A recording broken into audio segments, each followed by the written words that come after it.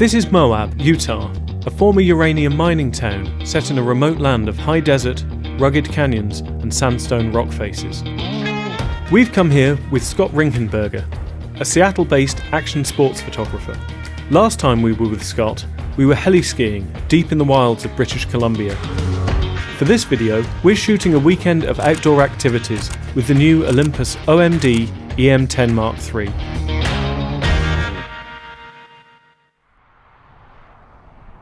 The E-M10 III is the entry-level model in the OMD lineup. It's a 16 megapixel camera built around the Micro Four Thirds lens mount. It features in-body stabilization, which works both for shooting stills and its 4K video. Most of all, it's a small camera with a lot of features and a lot of direct manual controls. It's designed to welcome the first-time user, but gives plenty of room to grow. So we've put it in the hands of an experienced pro, and me, a keen amateur. We wanted to get a different perspective on things, so we arrived at dawn to take a doors-off helicopter ride over Canyonlands National Park. As well as being an action photographer, Scott is a fine art landscape shooter, and our elevated vantage point meant he was able to get some spectacular shots.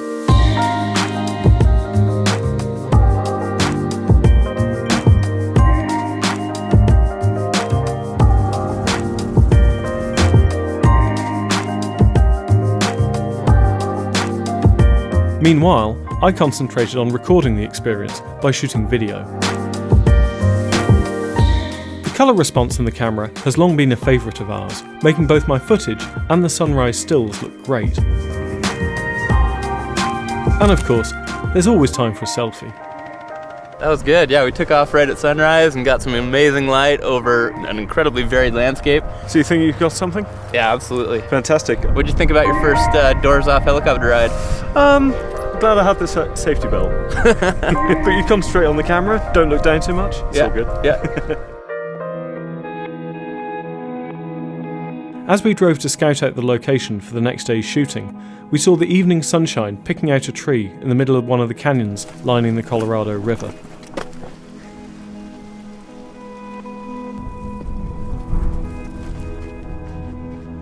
Here's a cool shot for that super wide lens, man.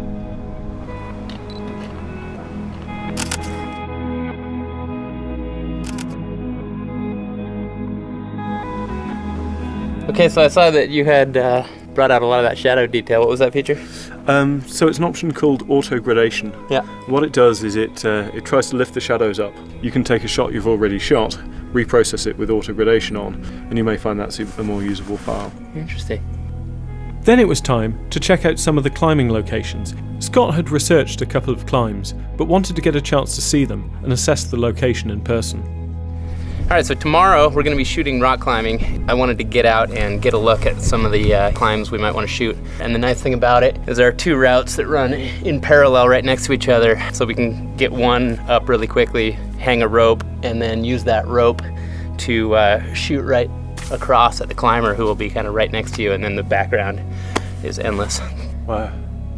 So is the plan to do video or stills or a bit of both? A bit of both. Is there any sensible way down? Easier said than done at this point.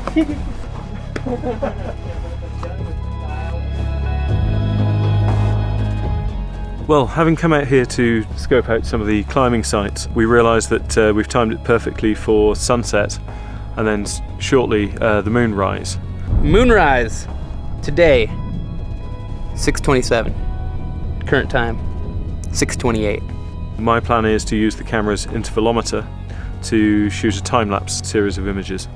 And on the basis my camera's going to be shooting a series of something like 75 shots over the next hour. Yeah. There's not a lot I can do. I'm going to go and get myself a beer. Cheers.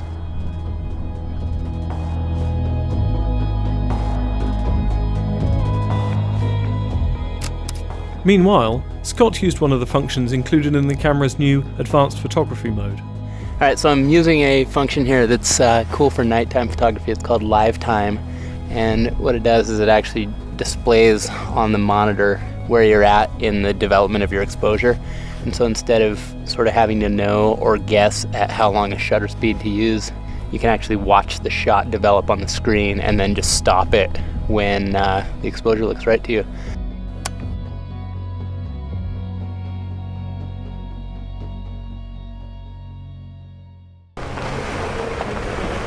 Despite the late night, we made another early start, which meant driving back up Long Canyon before sunrise. I'm not one for heights, or for climbing anything more than a ladder, so thankfully Scott had contacted Kelly Halpin to be our star climber. I've climbed here a bunch. I love these cracks here. They're great. Really good quality sandstone, pretty close to town. Yeah, pretty psyched. To get the right perspective, Scott ascended the rock face to set his line. Once the ropes were in place, Scott rappelled down to get into position.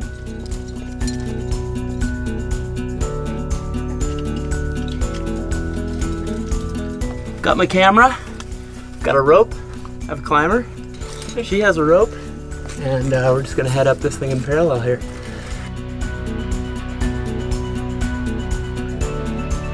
Meanwhile, I was much more comfortable shooting from the ground with a 12-100mm f4.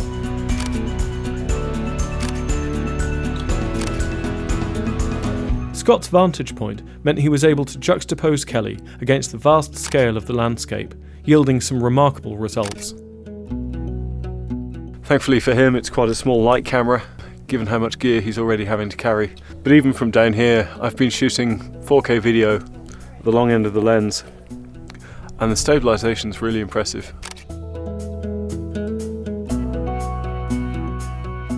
It's like perfect hands, and then it gets really wide, and then my whole arm's in there, and then my whole body's in there. It's a great crack. So I have the 7-14 2.8 zoom on here, which is a great lens for, when you're working close to a subject. That's fast, super snappy to focus, and the camera's solid on this kind of stuff. It's awesome. While you guys were up there, I took some shots of you. Now, I don't think you've got the app for this camera. Correct. But in theory, I can share it with you anyway. If you go into your Wi-Fi settings, you select that. Got it. That should connect. Now, if you go to a browser, click on that folder. As the owner of the camera, I get to choose which images that you have access to. Cool. Bingo. Thank you. There it is. Well, so one of the sort of hard and fast rules of climbing photography is you don't want to just get right under the climber and shoot up at their butt. But you don't always necessarily need to be on the wall climbing with them either. Sometimes you can just find an interesting perch near the climb, and in this case, I'm looking directly at the face of the climb, and we'll be able to isolate her nicely. Before we left, Scott shot a few portraits safely on the ground with a 45mm f1.2. As well as its national parks, Moab is home to some of the most famous mountain bike trails in the world.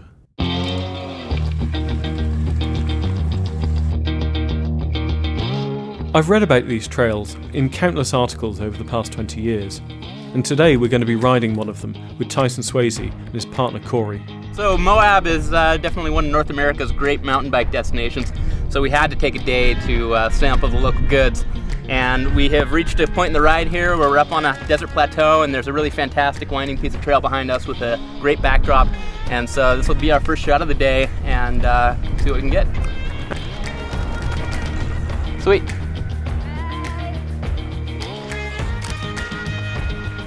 Not only is Tyson an incredible biker, but he was instrumental in designing and building the trail we're riding.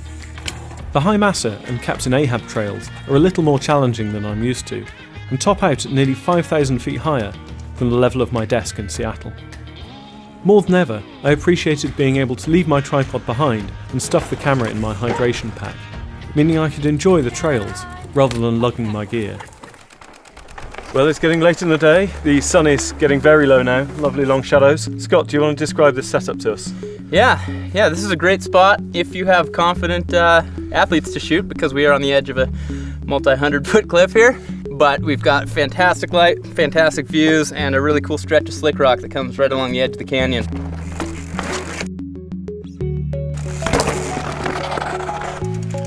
Cool shot.